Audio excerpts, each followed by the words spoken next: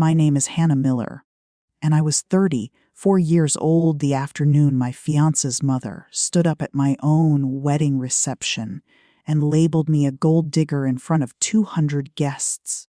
She slid a folded document across the white linen and demanded I sign away any claim to the family fortune right then and there. She had a pen already uncapped, holding it toward me like a silver blade. What she didn't know, what none of them knew, was whose money had kept the power on and the mortgage paid in that grand old manor all year long. I took her pen, and then I took the microphone. What I said next made her walk straight out of her own son's wedding. But to understand why, you have to go back 3 years to our very first dinner and the fork I picked up wrong. Welcome back to their secret stories, where we step inside the quiet, defining moments that shape a life. The dinners, the dark corridors, the truths we finally find the courage to speak aloud. If stories about self-worth, secret motives, and unshakable boundaries resonate with you, you are in the right place. Drop a comment below with where you're watching from. And be sure to hit that subscribe button. I earn my living in a kitchen, not making delicate sugar flowers for birthday cakes, though I can do that too.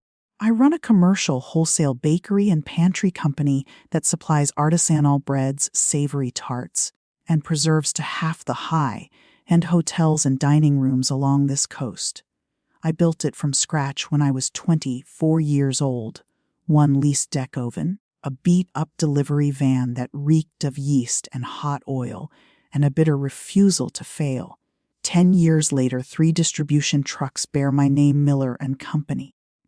I still walk into the bakery at 4 in the morning because dough doesn't lie to you at dawn. My knuckles are rough, my palms are callosed, and I don't own a single pair of shoes that cost more than a decent dinner.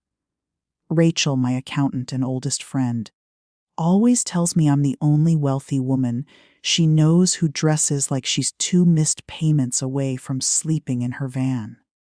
She says it with affection, mostly. She was sitting across from me the morning I prepped for my first dinner with Julian's parents. She watched me pack a wooden crate with a dozen of my finest brioche loaves and jars of handmade preserves, shaking her head over her mug. "You don't need to purchase their approval, Hannah," Rachel said softly. "You could just show up as yourself." I told her I wasn't buying anything. I was just being polite, but my hands knew the truth before my brain did. I have never once walked into a room where I wanted to belong without bringing a bribe. A crate, a fine bottle, a check, a favor, something to set on the table so the people inside would have a reason to let me stay. I tied the velvet ribbon around the crate a little tighter and told myself tonight would be different. Tonight, I was simply a woman meeting the family of the man she loved. Here is something I never told Julian. When I was 9, my mother worked 2 retail jobs and resented every hour of both. She loved me best during the soft weeks right after payday. Those were the warm weeks. She'd brush my hair, call me her sweet girl, and let me stay up late watching television. But as the cash dwindled toward the end of the month, her patience evaporated. By 16, I had landed a shift behind a bakery counter. I quickly learned that if I slid my weekly tip envelope onto the kitchen table, the soft weeks returned. I could buy her affection. I didn't have the vocabulary for it back then. I just knew that in my home, love had a line item, and I paid it. I became exceptionally good at paying it. I convinced myself I left that girl behind when I moved away. I told myself the heavy ovens, the fleet of vans, and the healthy balance in my corporate account meant I'd never have to slide an envelope across a table again. But you don't outrun a habit like that. You just get better at refining the ledger. I sat in my truck outside the Vances estate that first evening, the crate of brioche resting on the passenger seat, my heart hammering against my ribs.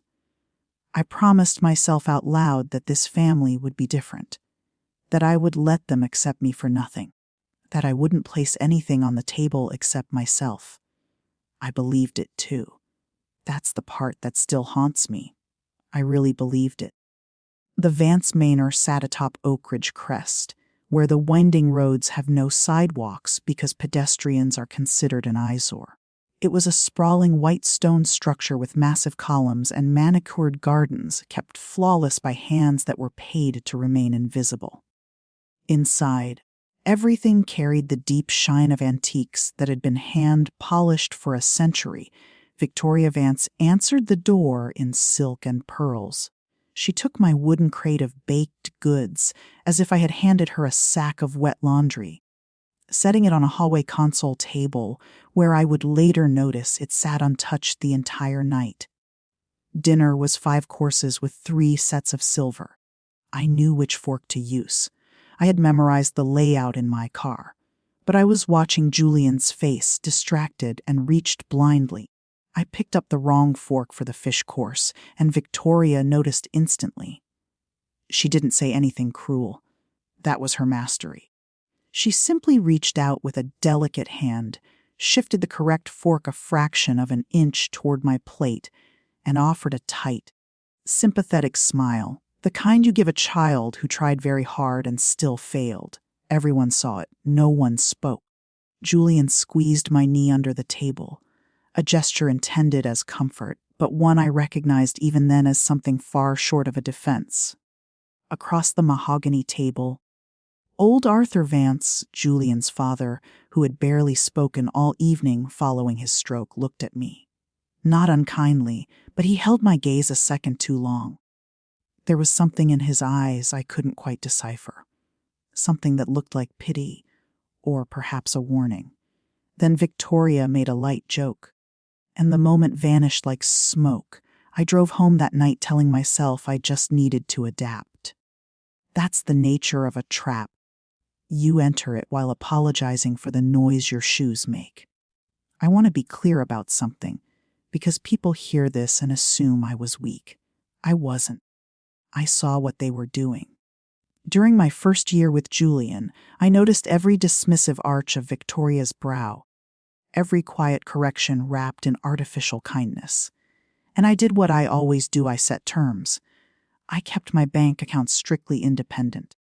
My business remained entirely in my name. When Julian once suggested his mother could help us organize our future, I told him flatly that I would not be redesigned to fit his family's expectations. I told him I loved him, but I was a person, not a fixer-upper. He told me he adored my independence. He said it in the dark, where brave statements come easily. But in the daylight at his mother's dining table, his bravery evaporated. Whenever I pushed back against Victoria, Julian would find my hand later and ask me to be patient. She lost her father early. He'd whisper, "She comes from a different world. She just needs time to see who you really are." I wanted to believe him so desperately that I let him talk me out of my own instincts. That was my true error. Not trusting a hostile stranger, but loving a gentleman with a hollow spine, mistaking his quiet disposition for a promise to protect me. I built an entire future on a subtle knee squeeze under a dinner table. If you've ever wondered how a self-made woman ends up standing at her own reception with a pen pointed at her chest, that is how. One squeeze at a time. The engagement party was Victoria's project, held at the Lakeside Club with antique china and a harpist no one listened to. I wore a tailored dark dress and my grandmother's vintage brooch, the only heirloom I possessed, and spent the evening being introduced as Julian's fiancé, the girl who bakes, never as the founder running a multi-truck enterprise. Toward the end of the night, I stepped out onto the terrace for fresh air. Victoria followed me into the cool shadows. For a moment, we stood looking over the dark water. I foolishly thought she had come to share a quiet moment of peace. She set her glass down on the stone ledge and turned to me with an expression completely stripped of warmth. "People like you always want something," she said quietly. Her tone was almost tender, as if she were offering me a hard truth out of pity. I asked her what she thought I was after. She offered a faint, hollow smile and looked back out at the lake. "This family has survived far worse than you." Then she retrieved her glass, walked back inside to entertain her guests, and left me alone in the dark with her words weighing like lead in my stomach. "People like you." As if I were a predictable type. As if she had met a dozen women like me before and already knew the ending. I couldn't sleep that night. I kept replaying her phrase, not the insult itself, but the word survived. Survived worse than you. What did a family like the Vances, with their stone manor polished silver and generational name, ever have to survive? Once the wedding plans were set, Victoria seized control of everything. It began with small suggestions framed as maternal assistance. She knew the only acceptable florist, the right printer, the proper venue, which was, naturally, her private club's gardens. Every preference I voiced was quietly overridden, accompanied by the same unspoken implication. "You don't understand how these things are done. You don't belong here. Allow us to handle it." I let much of it go, telling myself the ceremony was just one day, while a marriage lasted a lifetime. But I began noticing inconsistencies I couldn't ignore. The arrangements Victoria demanded were ridiculously lavish. Imported blooms, rare vintage wines, a guest list that read like an elite social registry. Yet whenever the topic of deposits arose, Victoria would wave her hand and smoothly change the subject. "We'll settle the details later," she'd remark. "Don't stress yourself over finances, my dear." It was a bizarre thing to say to a woman who had built a profitable business from the ground up. I review every invoice before I sign a check, and something about the way this family operated, all grand displays with no visible ledger, all crystal glasses and zero transparency, began to register as a red flag. I didn't know what I was looking for yet, but I started paying attention. I stumbled onto the first clue by chance. I had driven to the manor to drop off linen samples, entering through the side entrance as I was accustomed to doing. As I walked past the study, I saw Victoria sitting at her desk holding a windowed envelope with bold red ink visible through the glass. When she heard my footsteps, she folded the paper in half with a motion so swift and practiced that anyone else might have missed it. She smiled, asked about the linens, and guided me out of the room. But I recognized that red lettering, a final notice, uses a distinct, heavy font. I have received them, printed them, and fought my way out from under them often enough to spot one instantly. Later that week, Rachel brought up an interesting piece of news over lunch. A contact of hers at a commercial lending firm had mentioned that Vances and Sons, the historical firm Julian worked for, the company that had built half the city's old timber trade, was falling severely behind on its obligations and delaying payroll. I told Rachel it was just local gossip. Rachel shrugged, stirring her tea. "Old names trade on credit far longer than the rest of us, Hannah. That's how the illusion stays alive." I laughed it off, but on the drive back, I couldn't shake the image of Victoria's elegant hands folding that red, printed notice in half. And I kept hearing her voice on the terrace, "Survived worse than you." The only member of the Vance family who treated me like an equal was Julian's great-aunt Genevieve. She was 82, razor sharp, and had stopped caring about family politics decades ago. She took a liking to me because I brought her crusty sourdough and didn't bow to her title. One afternoon on her glass porch, Genevieve held my hand firmly and told me, without an ounce of malice, that I ought to show Victoria some grace. I asked her why I should offer grace to a woman who treated me like an opportunistic outsider. Genevieve observed me thoughtfully. "Because that woman has been holding this entire illusion together with her bare hands since Arthur's stroke," she said. "And she would rather break than let anyone watch her struggle." She patted my fingers. Victoria was raised to believe that the absolute worst fate in this world is to be pitied. She'd prefer to be hated. Do you understand the distinction, Hannah? If people hate you, you maintain your power. If they pity you, you've lost everything. Then Genevieve looked out toward the lawn and added softly, almost to herself, it broke her heart when they had to sell the summer estate in the mountains. She kept up the charade through the whole ordeal, told everyone they simply grew tired of the travel. She paused, suddenly realizing what she had revealed. She closed her mouth, eyeing me with sudden caution, an old woman who had let a secret slip. She patted my hand again briskly and asked about my savory tarts, but the damage was done. She had handed me a key, and I couldn't unsee the lock. I did what any prudent business owner would do. I didn't pry into personal drawers.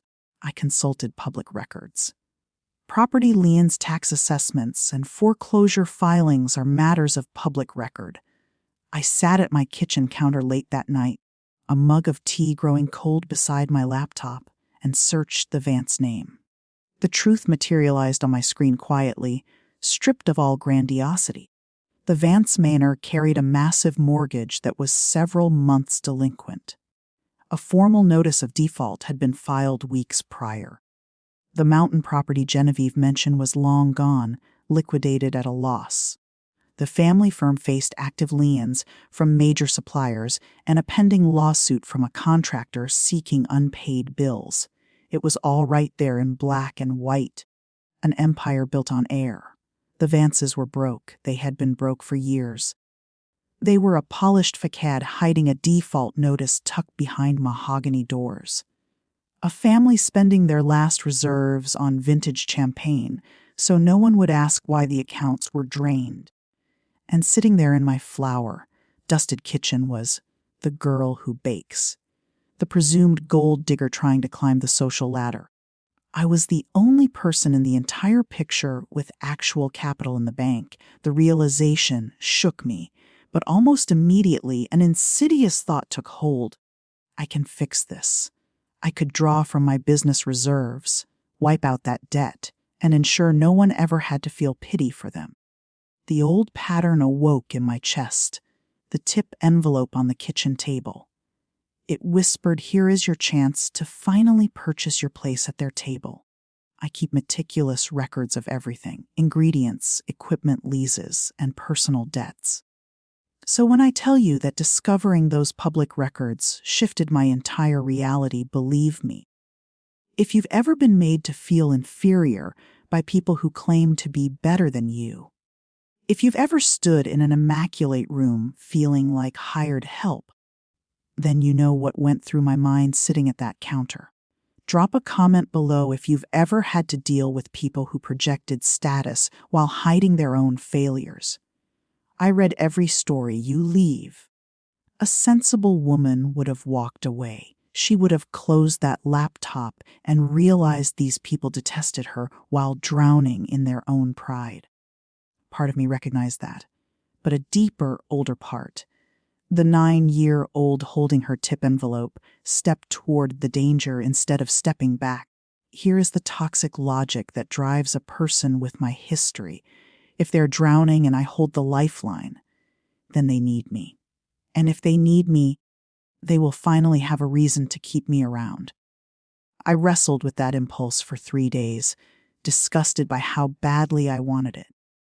People like you always want something, Victoria had said. I examined those words in the dark and asked myself what I truly wanted. The answer wasn't money, and it wasn't revenge. It was something far more pathetic. I wanted to walk into that white manor and have Victoria Vance look at me the way my mother looked at me during the soft weeks. I wanted to be the reason the light stayed on. I wanted to be so indispensable that they could never look down on me again. It was my unhealed past driving the bus. I could identify it clearly. Yet I proceeded anyway. Recognizing your flaws doesn't automatically cure them.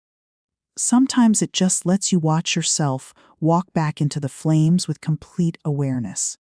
I made a quiet decision that week. the kind you keep entirely to yourself. I operate a small property holding firm for tax and asset management purposes, a standard legal entity with a generic corporate name. Working through my attorney over 6 frantic weeks, I went to work. I contacted the lender holding the primary mortgage on the Vance manor and purchased the debt outright. I didn't buy the house, I bought the note. That meant the delinquent loan was now legally owed to my holding firm. The foreclosure proceedings were halted instantly. No collector would ever call their door again. Next, I established an anonymous trust, the Crestview Commerce Trust, and arranged to covertly cover Arthur Vance's medical care, physical therapy, and home nursing staff expenses Victoria was clearly struggling to maintain. I routed everything through legal representatives and scrubbed my personal name from the paper trail. I told myself I was acting discreetly to spare their dignity. That was only half the truth. The other half was that I wanted to claim the credit later, on my own terms, when the timing was perfect. When I could present it like a gift wrapped in velvet and watch their expressions transform. I want to be completely transparent with you. It wasn't an act of pure altruism. Pure altruism doesn't save the receipts. I saved every single one. Even as I signed those documents, a cold, logical voice inside me, the accountant voice, asked the question I tried to ignore. Hannah, are you saving these people, or are you trying to buy love one more time? I signed anyway. When the debt transfer was finalized, I executed one final document. I had my attorney draft a formal deed, release, a clean transfer of the mortgage note directly to the Vance family marked paid in full, with 0 obligations, 0 interest, and no repayment required. It effectively handed the Vance manor back to them, free and clear. The ground they thought was collapsing beneath them was made solid again, at no cost to them, because I had already absorbed the debt. I had the release printed on heavy paper and sealed it inside a dark blue envelope with a gold wax stamp. If I was going to carry out a dramatic, foolish gesture, I was going to execute it with style. I decided I would hand it to them at the wedding reception. That was my grand plan. After the toasts, I would step forward and present Victoria with the blue envelope. Inside, she would find her family's legacy saved by the woman she had dismissed as a nobody, and she would finally, irrevocably, have to see my worth. I rehearsed my words while driving my delivery road at dawn.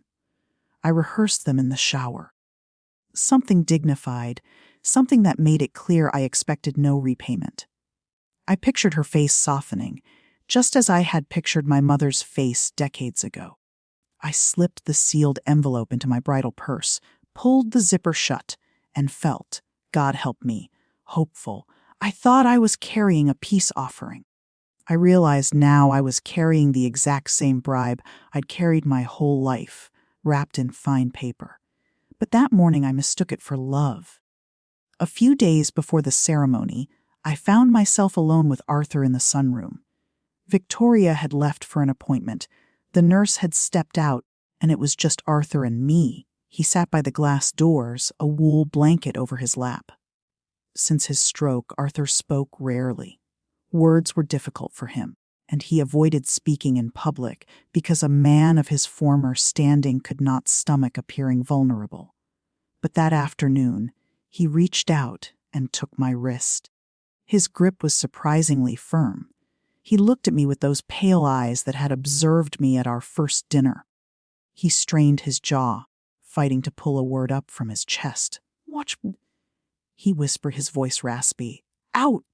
I leaned closer, holding his hand. Watch out for what, Arthur? Watch out for who? He squeezed my wrist harder, his eyes welling with frustration. He tried again. But no sound came, just a shaky breath, and a single tear running down the deep lines of his cheek. Then the nurse returned, and the moment dissolved. I thought about his warning all the way back to the bakery. Watch out. He wasn't warning me about an outside threat. He was warning me about the woman he had been married to for 40 years. He knew what she was capable of, and he cared enough about me to try to intervene. Trapped inside a body that refused to cooperate, he saw the truth and he couldn't protect me. Despite all my precautions, I made one small error, and Victoria found the crack. The original mortgage lender sent a routine confirmation stating that the debt had been satisfied and transferred to the Crestview Commerce Trust. The letter was delivered to the manor, and Victoria opened it. Because Victoria opened everything. The letter didn't list my name, but it cited the trust. Victoria had spent 30 years maneuvering within local business circles. She made a few discreet calls to contacts in local banking, traced the registry of the corporate entity behind the trust, and discovered that the sole owner of the holding firm was Hannah Miller. I learned the details later through Aunt Genevieve.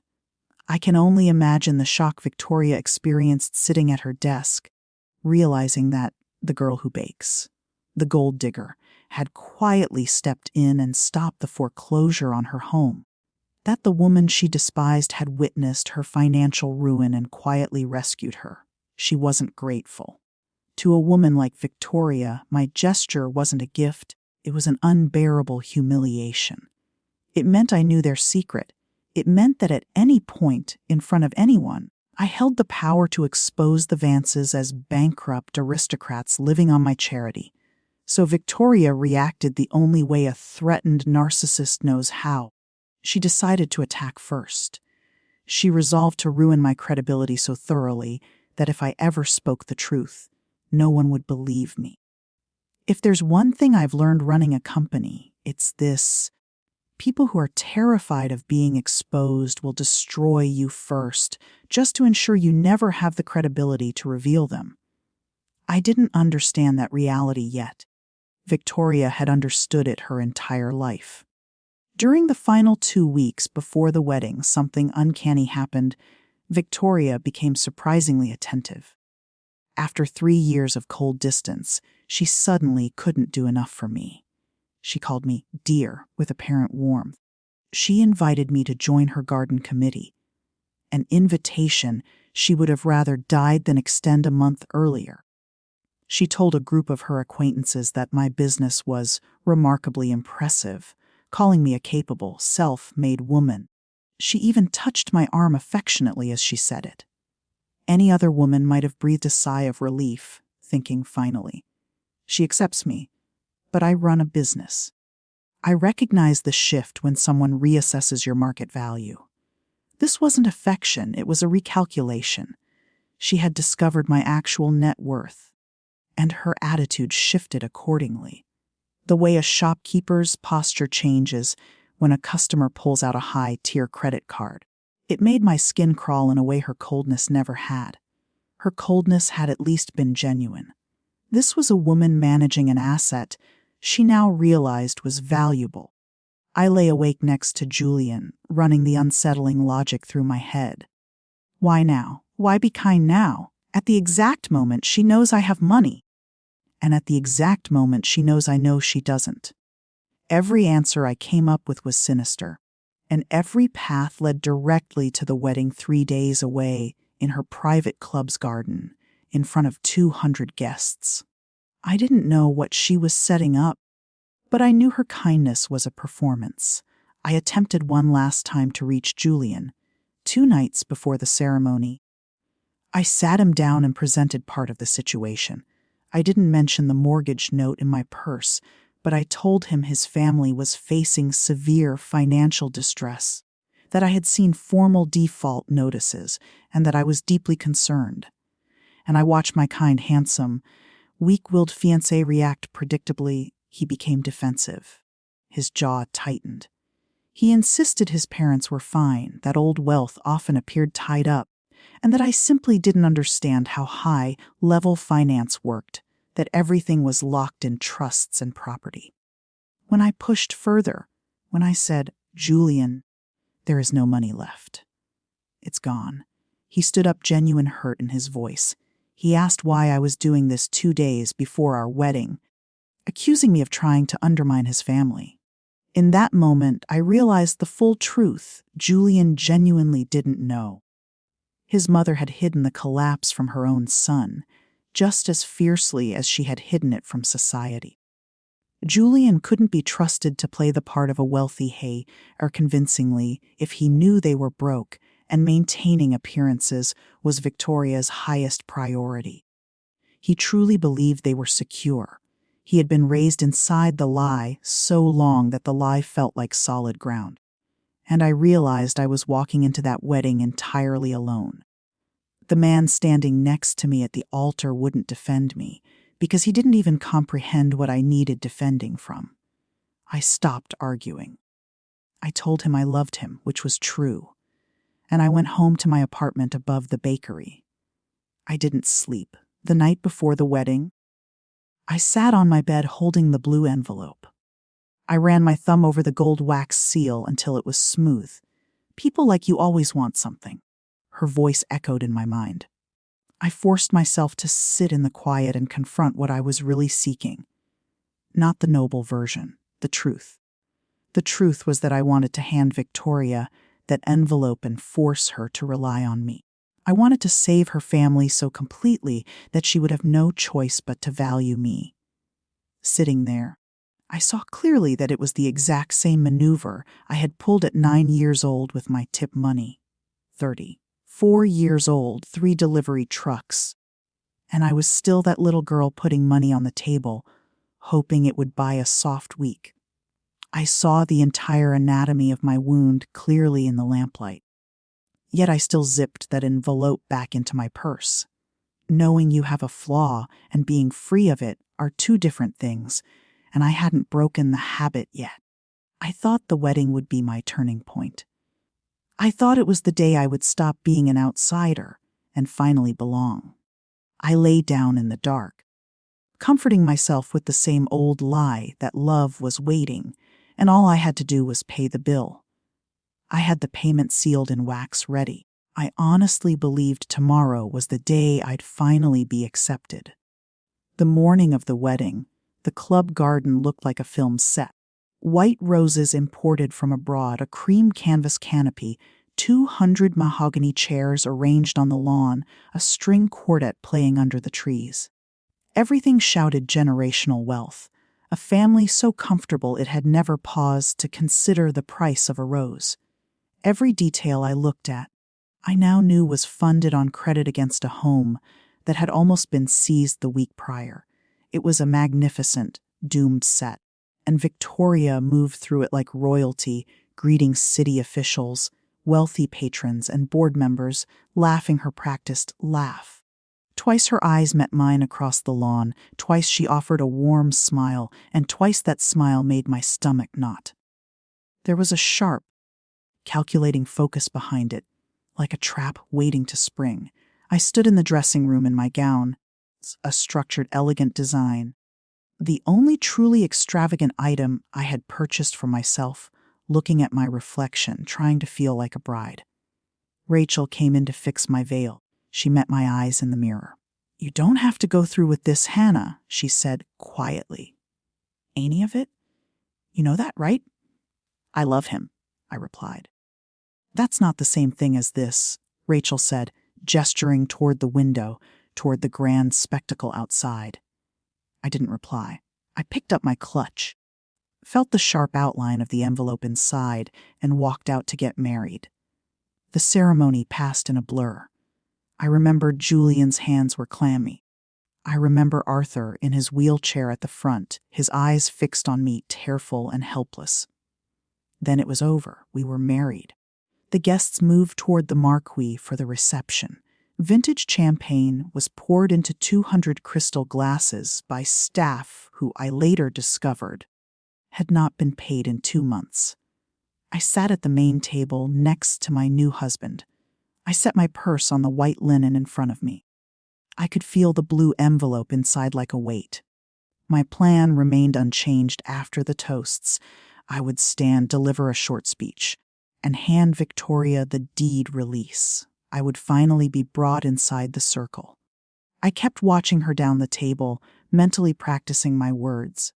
She avoided my eyes, scanning the room, waiting for her moment. Quiet remarks drifted past me from nearby tables. The baker marrying into money. Wonder what her angle is. I ignored them. I had my secret sealed in wax. Soon you'll all see what my angle was, I thought. Nothing. I gave you back your home. Then Victoria stood up. She picked up a silver spoon and tapped it against her champagne glass. The sharp, metallic ringing echoed through the tent. 200 conversations died out. Victoria offered her rehearsed, radiant smile. I would like to say a few words about our new bride. Her voice carried clearly through the room. She began with smooth pleasantries.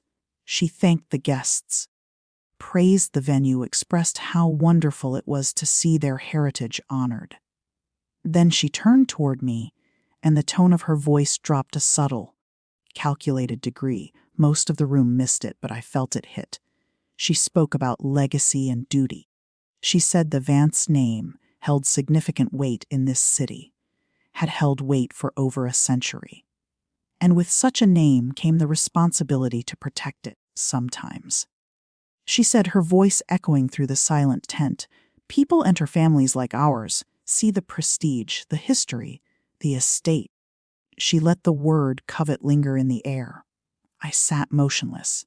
I felt Julian go rigid beside me, starting to realize what was happening a second too late. Victoria's eyes locked onto mine, completely bare of warmth. Just 30 years of terror hiding behind a social smile. She reached down beside her chair, produced a black leather folder, and pulled out a single sheet of heavy parchment. I knew instantly what it was. My entire body understood before my brain caught up. She had prepared a legal waiver. She was going to demand I sign it right here, in front of 200 prominent guests, before I could do whatever she was convinced I planned to do. She believed I was there to extract their wealth. She had no idea I was there to save them.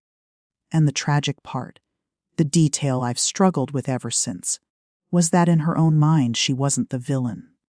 In her mind, she was defending her family from a threat.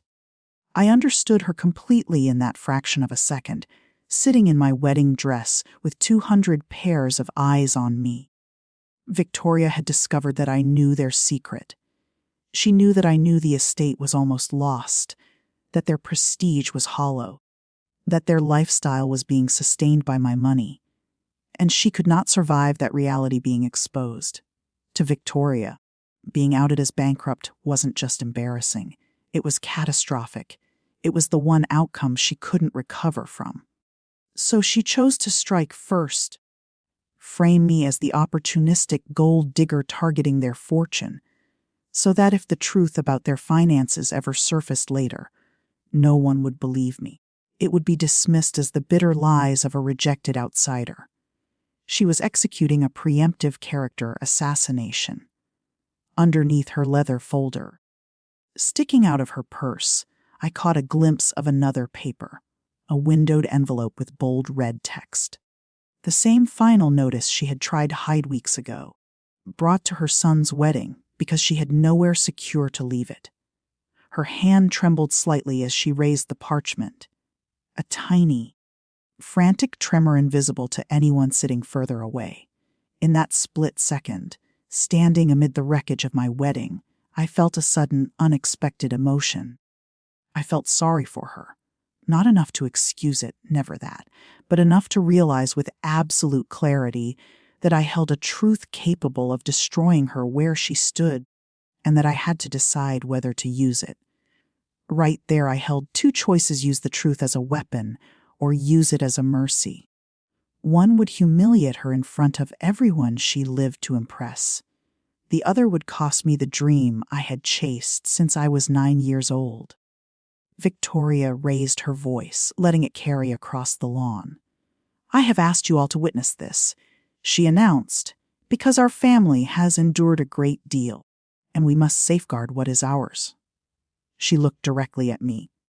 "My son has chosen to marry a woman who came into our lives with nothing. A woman who has. Let us be completely honest. married well above her station, and who I believe is here solely for what she can extract, a gold digger." She said the words clearly into the microphone, "gold digger." The entire tent fell dead silent. The string quartet stopped playing. The only sound was a breeze rustling the canvas and the faint cry of a gull over the lake. She placed the parchment on the table directly in front of me, setting a heavy silver pen beside it. "So," Victoria said smoothly, "I am asking our new bride to sign this statement right now before our guests. A full renunciation of any claim to the Vance estate, the name, the assets, or the family holdings. If she truly loves my son and wants nothing from us, then this costs her nothing to sign." She smiled. The trap was sprung. 200 faces stared at me, city leaders, socialites. My new husband pale as salt beside me. Arthur weeping silently in his wheelchair. Rachel standing up from her table in outrage. I looked down at the pen and the paper, and I realized that whatever choice I made next, my old life was over. Here is what Victoria failed to consider: I sign legal agreements constantly. I have reviewed contracts designed to trap small vendors, and I know precisely what a document is worth. This paper was legally useless. A forced waiver signed under public duress, without prior legal counsel, without asset disclosure, and without consideration, waiving rights to assets that didn't exist. It wouldn't survive 4 seconds in a legal challenge. It was theater. A prop. Victoria, who had never earned an independent income, thought she was wielding a legal instrument. I, the woman who ran a company, could see she was holding a piece of paper with meaningless text. I wasn't intimidated by the document, but I realized something far more painful. It didn't matter whether I signed it or tore it up. Either way, the thing I had come here to find was already dead. The family I had tried for 3 years to join had just made it clear, in front of 200 people, that I would never be viewed as an equal. I was a threat to be managed at the door. I could sign, or I could explode. Both paths led to the same realization. So I chose the only option that belonged entirely to me. I reached out and picked up the silver pen. And then calmly, I reached past it and took the microphone out of Victoria's hand. I signed the document first. Picture that scene. I didn't yell. I didn't cry. I didn't push the paper away. I looked at Victoria's pathetic page, clicked the pen, and signed my full name, Hannah Miller, in clear, steady handwriting right on the designated line. I formally relinquished every claim to the Vance family, the estate, the name, and the assets. I signed it without hesitation because it was effortless to surrender things I had never wanted and didn't need. A quiet murmur ran through the marquee, a sound of utter confusion. This wasn't the scene she had scripted. I was supposed to be disgraced, hysterical, or fleeing the room. Instead, I capped the pen, slid the signed paper back across the linen, and watched Victoria's composure fracture. She thought she had won. I saw her trying to process her victory. Then I stood up in my gown at the head table, holding the microphone. I turned to face the entire garden, all those observers, all that borrowed luxury. Instead of addressing the crowd, I did the unexpected. I walked around the head table to where Victoria stood, reached out, and took her cold, trembling hand in mine. I kept my tone conversational and calm, forcing the entire room to strain, to listen. "Thank you, Victoria," I said into the microphone, truly. I continued softly, holding her gaze. "You are correct that I entered this family wanting something, and I think it's only fair that everyone here knows what it was." I felt her hand go rigid. Panic flared in her eyes because she believed that in that moment I was going to do to her exactly what she had tried to do to me. She braced for impact. Instead, I said gently into the microphone, holding her hand so she couldn't pull away, "I never had any interest in your family's wealth, Victoria, because there isn't any. I've known that for weeks. The silence in the tent was absolute. The manor was in active default," I said calmly. "The family firm is bankrupt months ago, through a private trust. I purchased the mortgage on your home so no bank could ever evict you. And I have been quietly funding Arthur's medical care. I did it anonymously because I never wanted you to experience the one outcome you've spent your life hiding from. I didn't want you to be pitied. I reached into my purse with my free hand, pulled out the dark blue envelope with the gold wax seal, and placed it directly into her trembling hands alongside her signed waiver. That is the deed release, I said. The manor is yours, free and clear. It was my wedding gift to you. There was never anything to claim, Victoria. I only ever wanted one thing from this family, and it isn't something that can be bought. You were right about me. I wanted to belong. That's the one thing my money couldn't buy. The marquee was so still you could hear Arthur's quiet sobbing from his wheelchair. I watched 30 years of Victoria Vance's emotional armor shatter completely in front of every person she had tried to impress. She couldn't stay. People often ask me why she left, and this is the reason. If I had exposed her with anger, she could have fought back. She knew how to survive conflict. She had told Genevieve as much years ago. Anger leaves your pride intact, but I hadn't offered anger. I had offered grace in front of 200 witnesses, and grace was the one outcome her defense mechanisms couldn't handle. Because grace meant everyone now knew the truth. They knew the Vances were broke and that the baker had saved them. You can't talk your way out of a public mercy. Victoria looked at the blue envelope, looked at me, opened her mouth, but no sound came out. Then Victoria Vance turned and walked straight out of her son's wedding, down the center aisle, past the rows of mahogany chairs, through the rose garden, and away. No one tried to stop her. There was nothing left to say. Then I executed the hardest part, the decision I knew I had to make the moment the afternoon began. I turned to Julian, my husband of 1 hour. He stood pale, reaching toward me, completely bewildered. I saw in his eyes that he really hadn't known, that his mother had kept him blind to it all. He was as shattered by the reveal as anyone else, and I loved him. I want you to understand that I loved him even in that moment. But I had just witnessed what this family's legacy did to anyone who drew near it. And I had just caught myself trying to buy acceptance with a deed sealed in wax, the exact same bribe I'd been paying since childhood. I knew that if I stayed, I would spend the rest of my life paying that bill. I slid my wedding ring off my finger, placed it in Julian's palm, and closed his fingers over it. I cannot build a life with someone where I have to prove I'm not an enemy at the door, I said softly. I'm sorry, Julian. I do love you. But love isn't enough for this. I set the microphone down on the white tablecloth next to the signed waiver that meant nothing and walked out of the garden. I walked down the aisle, past 200 frozen faces. I didn't rush, and I didn't shed a tear. Rachel met me at the driveway and drove me home, up over the hill, down toward the waterfront, back to my small apartment above the commercial kitchen, where the ovens were already preheating for the morning shift. Bread dough doesn't pause for personal tragedy. I sat at my counter in my wedding gown and finally confronted the truth I had avoided for 30 years. My mother didn't love me because of the tip envelopes.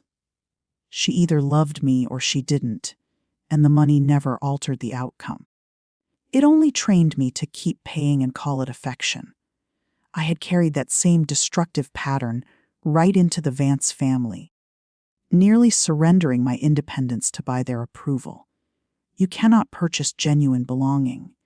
I spent 3 years attempting it, and I am finished paying. My phone lit up on the counter, Julian's name on the screen. I watched it flash for a long time. Outside, the harbor lights flickered across the dark water. My bare hand rested on the flour-dusted counter. I didn't answer it that night, not because I lacked feeling for him, but because for the first time in my life, I wanted to discover what it felt like to be valued by someone without having to purchase my place first. The Vances lost the manor eventually anyway. That's the detail people don't expect, but it's the truth. A deed release can secure a house, but it cannot save people who would rather maintain an illusion than adapt to reality. Within 6 months, the family business went under completely. The remaining debts overwhelmed them, and Victoria quietly relocated to a modest townhouse 2 towns away where no one knew her past. She never contacted me again, and I didn't seek her out. Arthur passed away peacefully a year later. I continued paying for his full-time nursing care until the end, because my issue was never with an ill old man who had tried to warn me. Aunt Genevieve still stops by the bakery every Thursday for her sourdough, sharing small updates I don't ask for. As for me, I'm doing well. Better than well. Miller & Company opened a second production facility this spring. I hired 12 new staff members, and I know every one of their names. Rachel tells me I've finally started investing in my own life, which is her way of noting that I bought a house near the water. I am building a life that feels authentic, a network of people you don't have to bribe your way into. The kind of people who show up simply because they care. And Julian. He left his family's enterprise before it collapsed entirely. He took an entry-level position at a logistics firm, starting over from the ground up. He writes me letters, actual handwritten letters on paper. Not one of them mentions money or social status. I haven't gone back to him. I might not. But I read his letters. I leave the door slightly open, on my terms now, always on my terms. I used to believe that belonging was something you earned through endless effort. One more favor, one more check, one more sacrifice to prove you were worth keeping around. It turns out the people who truly belong in your life are the ones who never demand a cover charge. That is my story: a silver pen, a microphone, and an envelope I finally surrendered for nothing in return. If there is someone in your life who only shows warmth when you are useful, who only offers affection when you are settling the bill, I need you to hear this. That isn't love. That is a transaction, and you are fully permitted to stop paying it, even if stopping costs you a dream you've been chasing. Remember that a life you have to buy was never truly yours to begin with. If this narrative resonated with you, share it with someone who needs to hear it. Thank you for spending your time with us at Their Secret Stories. Leave a comment below, hit subscribe, and I will see you in the next story.